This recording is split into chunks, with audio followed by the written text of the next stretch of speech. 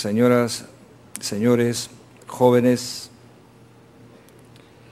vamos a dar inicio a la segunda jornada del Seminario Internacional Modalidades de Formación en la Empresa, Experiencias y Desafíos.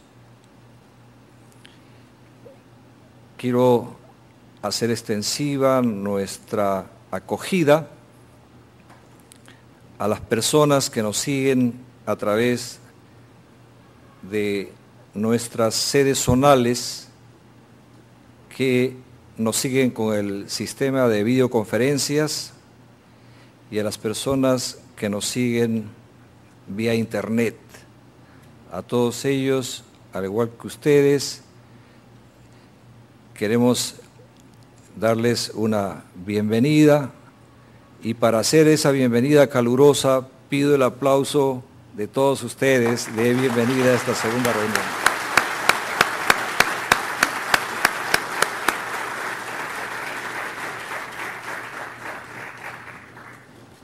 Tenemos la presentación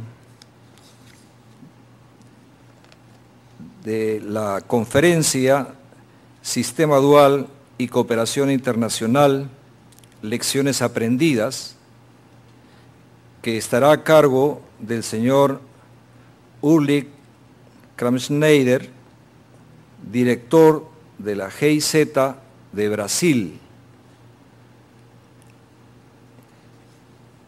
Ulrich nació en Alemania. Desde 1993 trabaja para la GIZ ahora y la GTZ de antes. Es ingeniero industrial, también tiene calificación en materia de logística y transporte y en pedagogía profesional en la Universidad de Bremen. De 1984 a 1993 fue profesor de extensión en Alemania, consultor de programas de educación continua para pequeñas empresas. En la GIZ, que es de donde lo conocemos desde hace muchísimos años atrás, ha desempeñado varias funciones, pero para nosotros, para las instituciones de formación profesional, la principal función que ha tenido ha sido la de promotor del sistema dual en América del Sur. Trabajó en Chile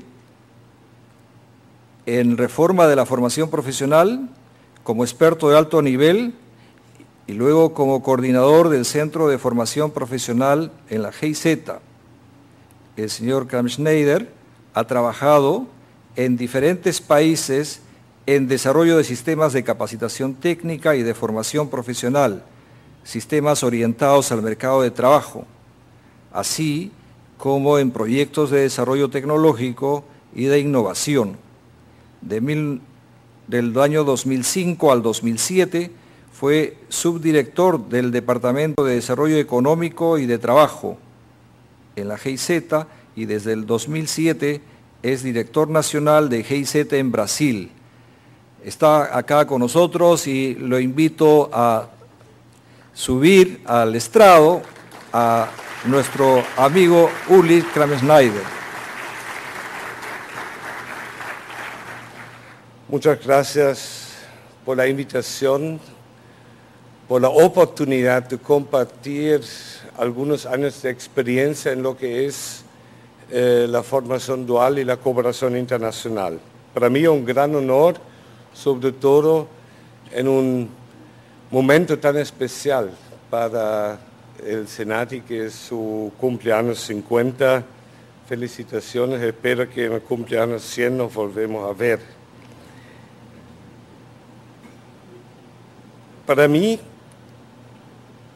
esa invitación primero fue una cosa, un poco de nostalgia, de volver a los tiempos de la formación profesional. Yo comenté a un colega, siendo una vez profesor, uno sigue siendo profesor para siempre. Y para mí fue un momento muy grato que después de 5 años trabajando en otros asuntos, volver a pensar un poco y reflexionar un poco el trabajo en la cooperación internacional en este campo. Y fue una oportunidad grande para mí personalmente primero, pero después empezó también el desafío. Tenemos 60 años de experiencia, yo no, pero Alemania tiene 60 años de experiencia en la cooperación internacional con la modalidad dual. Y eso en 30 minutos es un desafío muy grande. Por eso, pero ahí recordé otra cosa de la vida del profesor, que es la reducción didáctica. Es decir, no vamos a intentar abordar ahora los 60 años y con todos los datos, informaciones y cifras y lo que sea.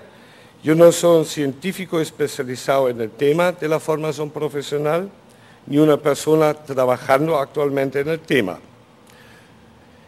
Lo que yo soy es soy un exalumno, soy un egresado del sistema dual, soy exprofesor del sistema dual, soy exasesor de la modalidad dual y hoy soy una persona que tiene una cierta distancia crítica, pero sigue trabajando en la cooperación internacional. Es por eso que quiero hacer el intento de reducir esos 60 años a 10 tesis personales. No estoy hablando en nombre de mi institución, de la GIZ, tampoco de la cooperación alemana o de la cooperación internacional. Son mis experiencias como persona y es mi opinión que voy a expresar ahora y eso me da otra oportunidad de hacer una exposición políticamente no correcta. Y la oportunidad de echar un poco agua al vino de la famosa modalidad dual, pero también un poco sal a la sopa. Entonces, esa es mi intención. Espero que me va a resultar. En la primera parte de mi exposición voy a plantear algunas tesis como actor del sistema y al final 3 tesis como conclusiones personales. Preparé además, como es un desafío grande esa reducción didáctica, preparé además mi torpedo aquí para no irme por las ramas. Entonces, espero que logro trabajar con el tiempo disponible. Primera tesis. Esa hace referencia, no, esa ya es la segunda, tengo que aprender todavía.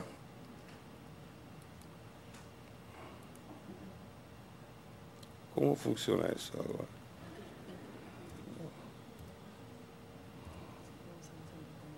Ahí.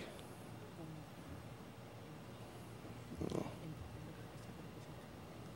Eso para retroceder. El egresado.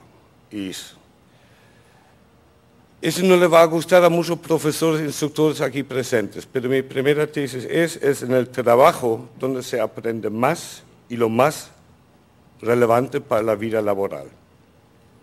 La vida útil de los conocimientos y destrezas específicas que yo adquirí en mi formación fue muy corta.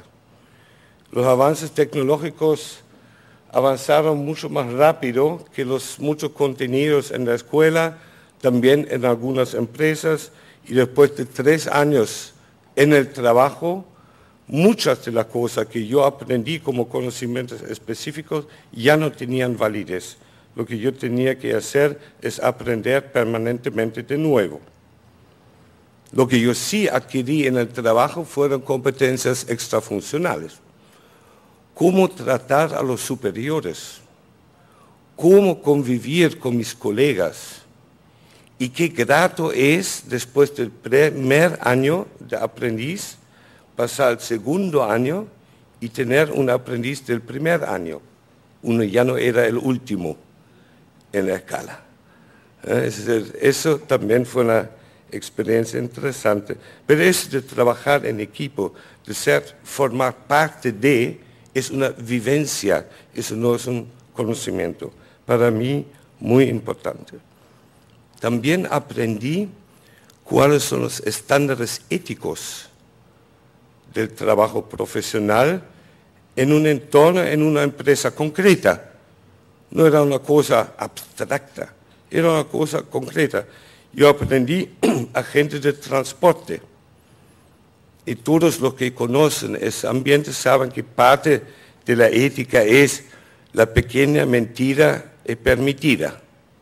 Porque siempre llaman los clientes y preguntan, ¿y dónde está mi caja? Todavía no llegó, está al lado, ¿eh? Todavía no llegó. Yo di todas las instrucciones, bla, bla, bla, etc. Y ahí usted después se esfuerza para sacar la caja. Eso no es una falta de ética, eso es parte de la profesión. Pero otras violaciones graves de la ética. Y eso también se aprende en el trabajo mismo. Otra cosa, la rutina hacia el maestro. Yo al inicio dije, cierta cosa, si yo lo hago una vez o dos veces es suficiente, lo sé. Después rindo mi examen y lo olvido. Pero dominar realmente la ejecución de una tarea es otra cosa. Yo tenía que repetir cientos de veces ciertas rutinas para llegar a una cierta maestría. La escuela no era inútil, era muy importante. Reforzar varias cosas de las llamadas culturas básicas que tenemos. El cálculo, por ejemplo, en la matemática, estábamos en la matemática alta en el colegio, en la secundaria, pero volver a calcular cosas simples, ese refuerzo fue importante. Redacción, saber escribir, es una necesidad en todas las profesiones, en todos los oficios, muy importante el refuerzo. Facilitar información requerida para entender lo que estaba haciendo en la empresa. También fue la escuela que me dio eso.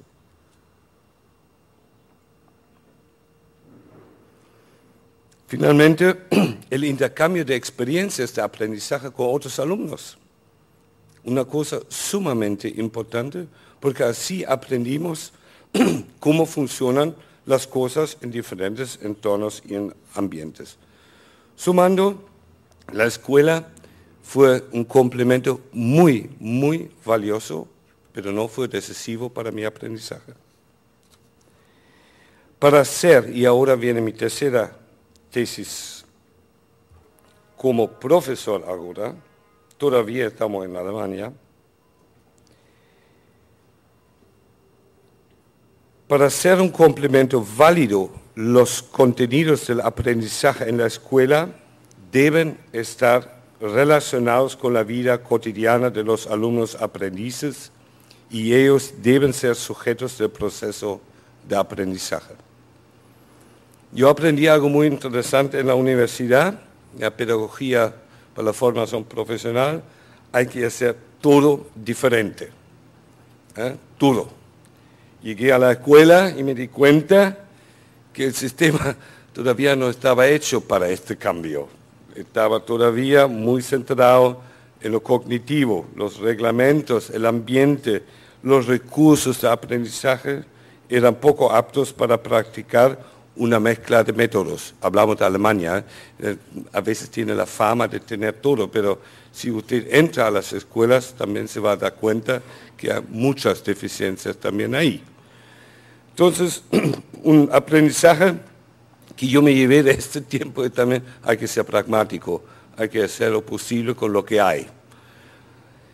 Pero el desafío era compatibilizar las exigencias de los alumnos, que eran inquietos, ustedes, todos los colegas del Senati lo saben, que están trabajando a diario con los alumnos que están inquietos, que quieren aprender o finalmente hacer algo, si no es aprender, pero hacer alguna cosa y no estar sentado ahí, y tienen compartir también sus experiencias y sus aprendizajes. Expectativas de la empresa.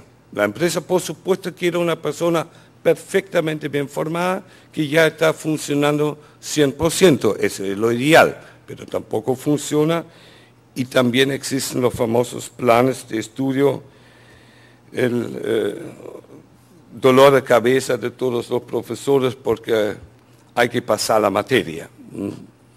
aprendizaje otra cosa, pero por lo menos hay que pasar la materia. Así me di cuenta que también con los recursos disponibles, que no eran perfectos, se pueden hacer muchas cosas, pero hacer eso también involucra trabajo, es decir, no un automatismo. Alguna cosa quiero mencionar. No es suficiente reproducir los contenidos del material didáctico entregado por las autoridades. Hay que elaborar material actualizado, considerando las vivencias y la realidad de la vida laboral de los alumnos aprendices. Eso solamente puede hacer el profesor, el instructor del centro en su trabajo diario. No es suficiente entregar el saber adquirido durante nuestra formación. Hay que mantenerse al día.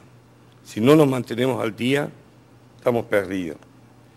Finalmente, ser facilitador de procesos de aprendizaje, donde uno aprende del otro, requiere solidez metodológica, una amplia base de conocimientos sobre las bases y los avances tecnológicos y la capacidad de vivir con el hecho que el profesor, y eso es lo más difícil, vivir con el hecho que el profesor no es el que sabe todo y es el mejor.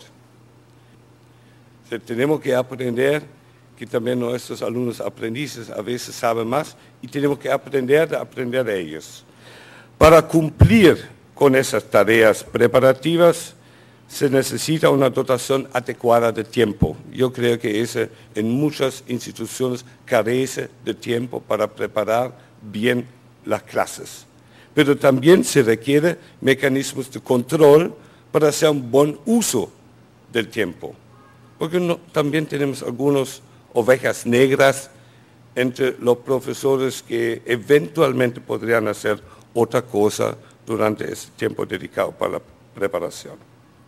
Cuarta tesis. Ahora ya en la vida como asesor en países tan diferentes como, ahí tengo que ahora apretar, como Chile, como Bután, como India, como Afganistán, como Pakistán, como África del Sur, como Namibia, pero también algunos países del este de Europa. Una cosa muy importante para mí es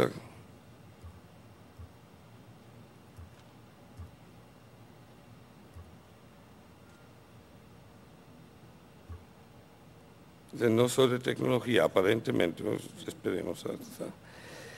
El sistema alemán de formación dual es una mina de oro, pero no es una pauta para ser copiada, no funciona.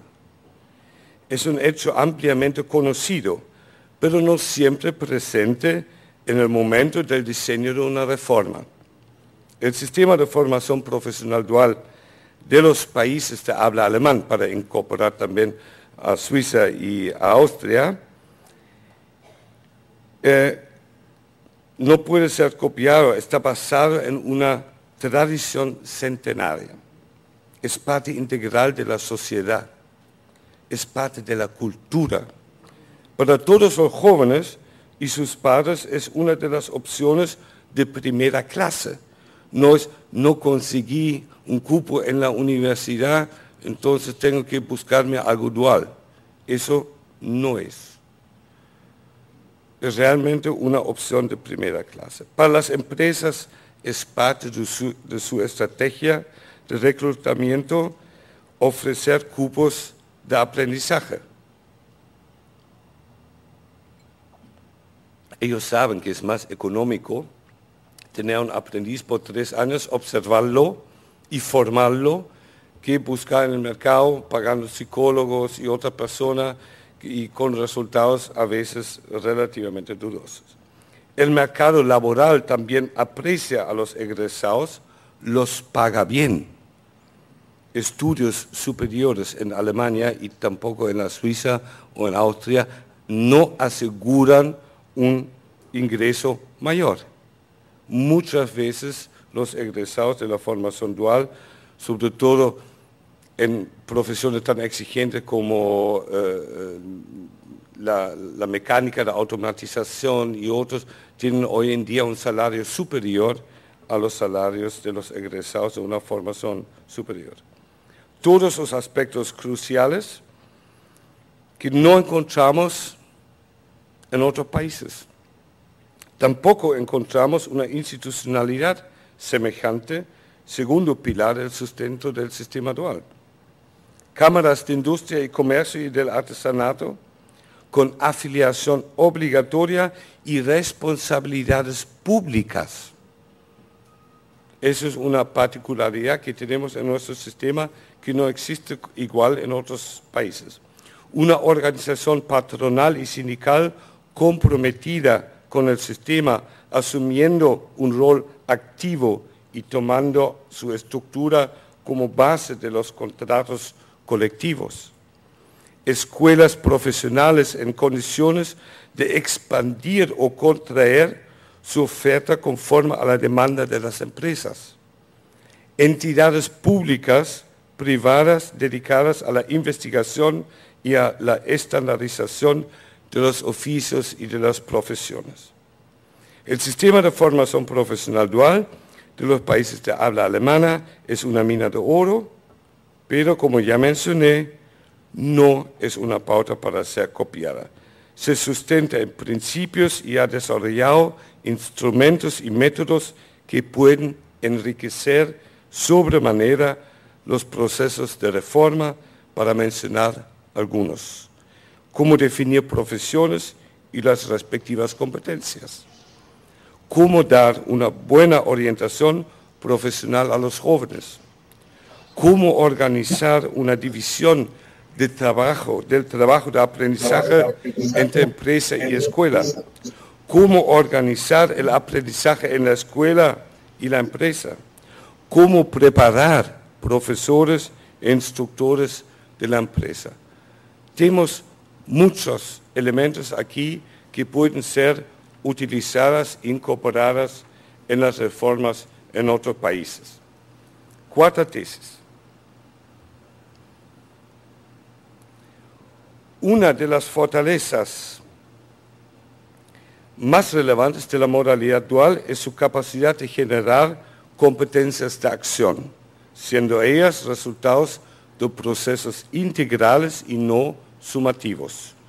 Es una pelea permanente que tengo con muchos dogmáticos de las competencias, de la definición de competencias, que dicen, bueno, una es la cosa manual, la otra cosa es la parte de conocimiento y la otra parte, y además hacemos 2 horas de ética en el plan de estudio. Yo creo que el plan de estudio, usted lo mencionó ayer, no todo sale en el plan de estudio, es parte del entorno de aprendizaje.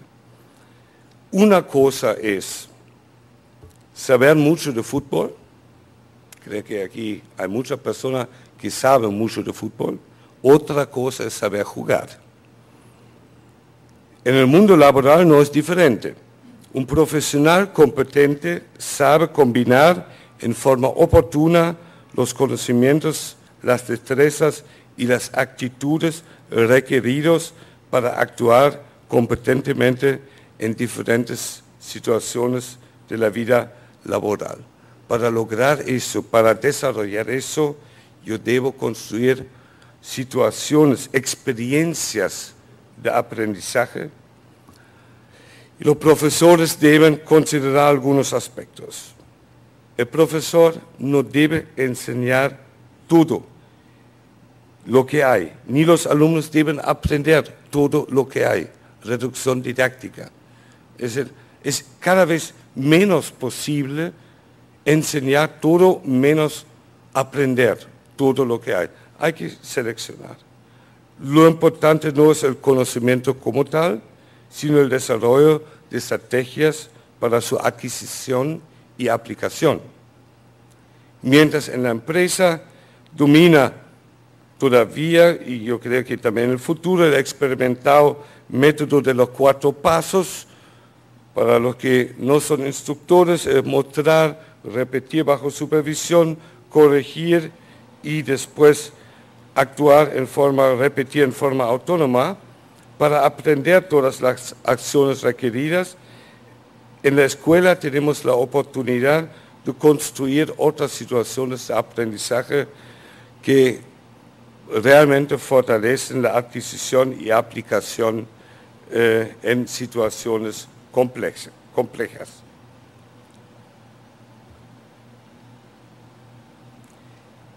Quinta tesis.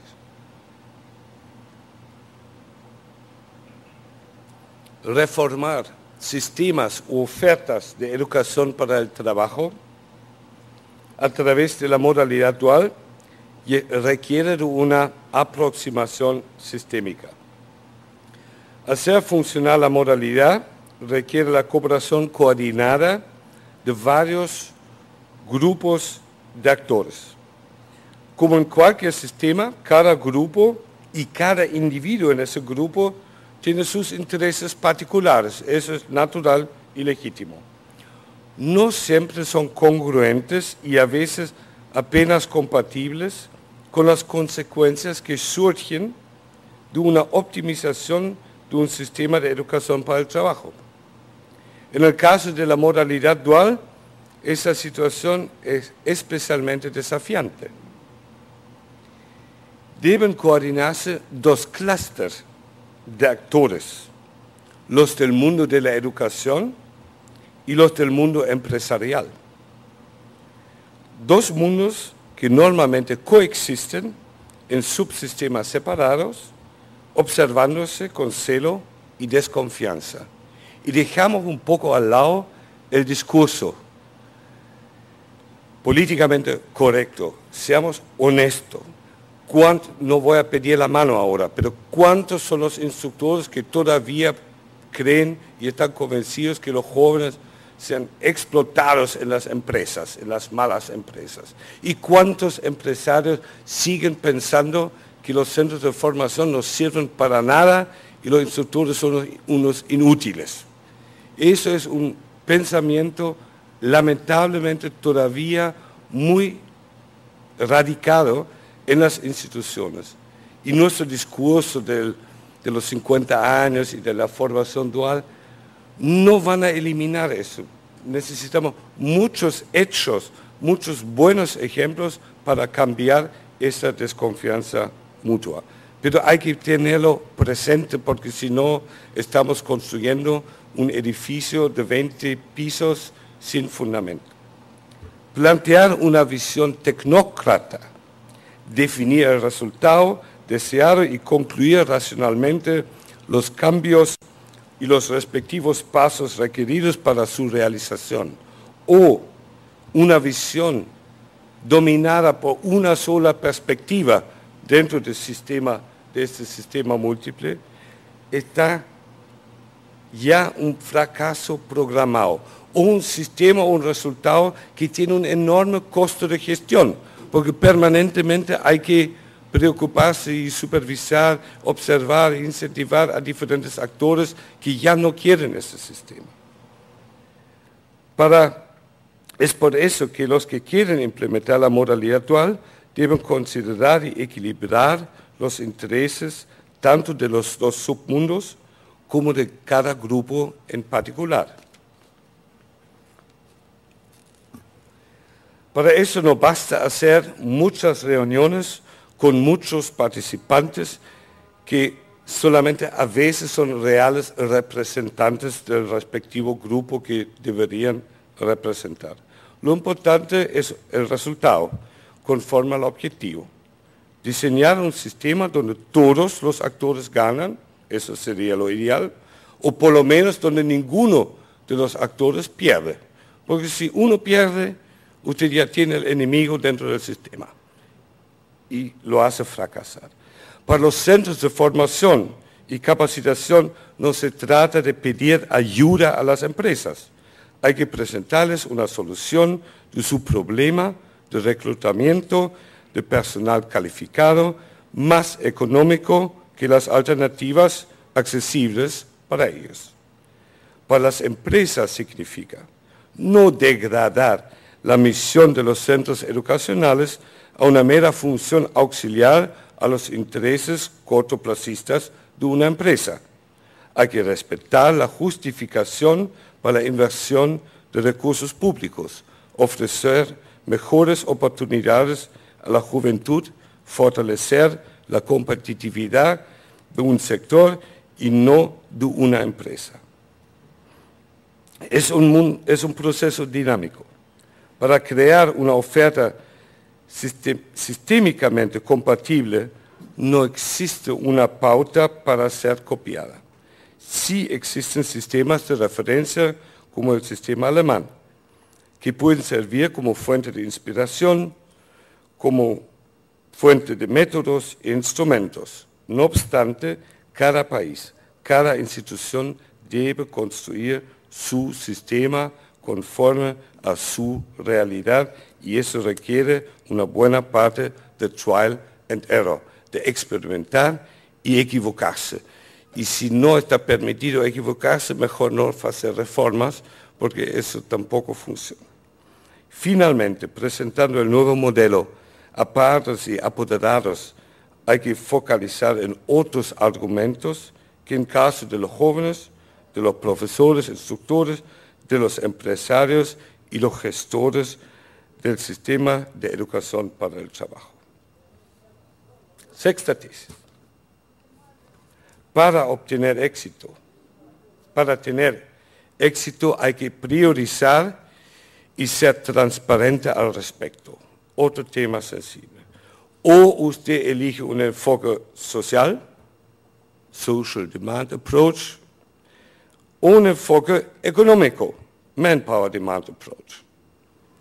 La buena intención de equilibrar diferentes intereses tiene sus límites. Es como con los autos anfibios. Funcionan tanto en la tierra como en el agua. Pero ni en la tierra ni en el agua pueden competir con los vehículos especializados. El sistema de educación para el trabajo atiende dos mercados. El mercado de la demanda social, la mejor educación posible a la mayor cantidad posible de jóvenes.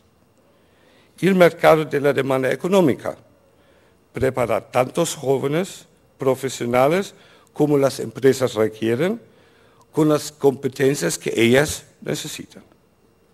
Alemania optó por el segundo camino. Es la demanda de las empresas que determina la cantidad de alumnos aprendices y en gran medida los contenidos. Paralelamente, existe un sistema complementario no dual para absorber a los jóvenes que no consiguen un cupo como aprendiz. El resultado es impresionante, pienso yo. Tenemos la tasa más baja de desempleo juvenil en Europa. Un título académico no asegura un mayor salario.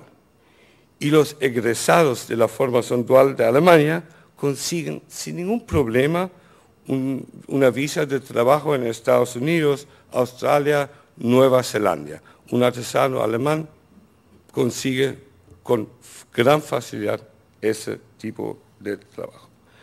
La sociedad alemana, sin embargo, también está dispuesta a pagar el precio o respetar el precio. El precio es que la opción complementaria no dual es una opción de segunda clase. No da las mismas oportunidades que da el aprendizaje en la formación dual. Ese es un precio que hay que pagar. No todos tienen las mismas oportunidades si yo implemento un sistema donde la oferta cuantitativa está determinada por las empresas. Séptima tesis. Ahora ya empezando con el retiro, pero todavía como asesor, un enfoque social de una reforma requiere un compromiso mayor del sector público, siendo el motor del sistema educacional. Un enfoque económico requiere un compromiso mayor del sector privado, siendo el motor una organización empresarial. Para cada país e institución es difícil determinar cuál es la decisión más oportuna, técnicamente funcional y políticamente viable. Es por eso que tantos construyen los famosos autos anfibios, con resultados mediocres. Ni en lo uno ni en lo otro son buenos. No llevan a la universidad, con certeza, ni tampoco preparan muy bien para el mundo del trabajo. Y el costo de gestión es muy grande, pues falta el impulso de verdaderos agentes de cambio, los que tienen el interés, que quieren que funcione ese sistema. Para obtener buenos resultados, la implementación de la modalidad dual necesita un motor. En cuanto a la sustentabilidad de la dinámica sistémica, hay básicamente dos opciones. La primera es hacer una reforma con enfoque social. En este caso debe identificar mis agentes en el mundo público y educacional, pues son esos dos sectores los que, conforme a mi experiencia, son los que más se benefician de esta reforma. La segunda es una reforma con enfoque económico. En este caso, el sector empresarial es el que más gana, por consiguiente es el que debe estar a la cabeza y realizar la mayor parte de la inversión. Un compromiso válido podría ser, por ejemplo, optar en el marco de la enseñanza secundaria, la enseñanza media técnico-profesional, por un modelo con enfoque social y establecer ofertas duales como parte de la educación postsecundaria o del mundo de la capacitación, sin obtener un título académico, pero sí un título válido en el mundo del trabajo. Octava tesis. Ahora ya retirado aquí en Brasil, dedicándome a otras cosas de la cooperación internacional. Mi convicción es, y por eso también el promotor del sistema dual o de la modalidad dual, vale la pena implementar la modalidad dual. Facilita el ajuste cuantitativo y cualitativo entre demanda de las empresas y oferta del sistema de educación para el trabajo, lo hace más eficiente y más eficaz. Es una opción gana-gana. Moviliza, por un lado, capital privado para fines educativos, pero también moviliza recursos públicos para fines económicos. Da impulsos para una mayor pertinencia de la oferta educacional hasta en los cursos que se mantienen en una modalidad tradicional.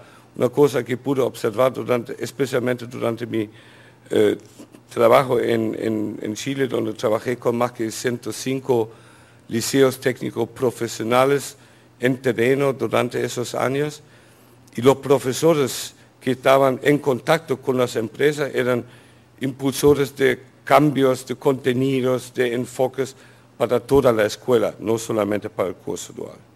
Abre nuevas oportunidades tanto para sus egresados como para otros actores del sistema, como profesores, instructores de la empresa y otros. Hay que vivir en ese sistema que muchas veces los profesores también encuentran una buena oferta de trabajo en la industria por los contactos intensivos que hay. Debemos ser optimistas y decir, ganamos un excelente futuro instructor en la empresa. Contribuye al gran desafío de generar una nueva cultura del trabajo. Creo que ayer escuchamos un mensaje muy fuerte al respecto. Es muy importante, pero tampoco es una cosa que se da de un día al otro. Yo creo que un sistema como ese, con el reconocimiento respectivo, contribuye a eso. Penúltima. Iniciativas sectoriales son más prometedoras que intenciones de reformar sistemas completos. Ferreiro se llamaba la empresa que presentó Ferreiro, dio el ejemplo ya muy claro de cómo puede funcionar con un clúster. Cualquier cambio implica una fase inicial de inseguridad. ¿Qué es lo que me espera? ¿Va a funcionar? Y un esfuerzo adicional, reestructurar, capacitar, reorganizar y mucho más. Es mucho más fácil convencer si usted puede presentar un ejemplo exitoso. Sabemos, el modelo sirve. Mientras más amplio, más actores están involucrados. Mientras más actores involucrados, mayor es el esfuerzo requerido para la coordinación. Es mucho más fácil trabajar en grupos más pequeños y sobre asuntos más concretos.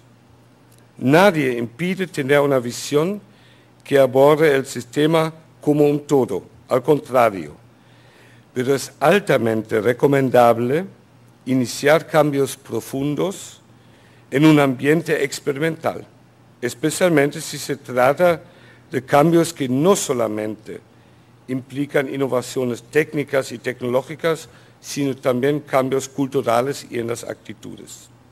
Por eso, mi recomendación, pensar grande y actuar con prudencia. Primero, desarrollar e implementar en forma experimental un modelo funcional y viable para un nivel y un sector. Después, desarrollar y realizar una buena estrategia para ampliar los campos de aplicación. Décima y última tesis.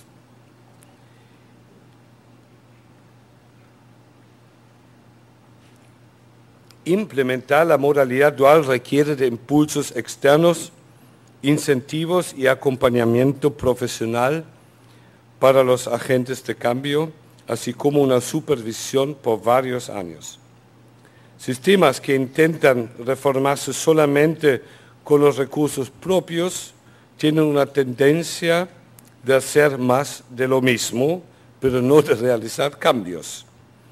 Es por eso que recomiendo la participación de profesionales o personal contratado especialmente para los fines del cambio.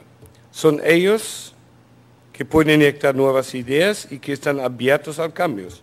Ellos no argumentan, y quien no lo ha escuchado ya en alguna de nuestras múltiples reuniones, así no lo hemos hecho nunca. Pero aquí eso se hace de una manera diferente. Esos son los típicos argumentos para frenar los cambios y la reforma. Generalmente, representantes del subsistema empresa y del subsistema educación toman las decisiones. Los que deben ejecutar las tareas, consecuencias de los cambios, son por un lado los empresarios y los instructores, y por otro lado los profesores y las direcciones de los centros de capacitación y formación. Los encargados de ejecutar la modalidad dual no son, con excepción de los empresarios, los que obtienen beneficios directos. Hay que establecer incentivos monetarios y o no monetarios para compensar el esfuerzo adicional. No puede esperar de una persona que salga de su rutina para experimentar, para hacerse más trabajo sin incentivo. ¿Para qué? Es decir, eso viola cualquier pensamiento sistémico. No es suficiente contar con impulsos externos en la fase inicial. Como ya mencioné, desarrollar e implementar la modalidad dual adaptada es un proceso de trial and error. Errores generan frustración y resistencia. Superar estas requiere de una fuerza que, por un lado, inyecta la energía requerida para mantener la dinámica y, por otro, presta el apoyo requerido para encontrar soluciones para los desafíos que se presentan en el camino. Con eso quiero terminar mi intento de hacer pasar en 30 minutos los 60 años de la cooperación internacional. Yo sé que no abordé todo, no fue mi intención tampoco. Lo dije al inicio, otra vez quiero agradecer por la invitación.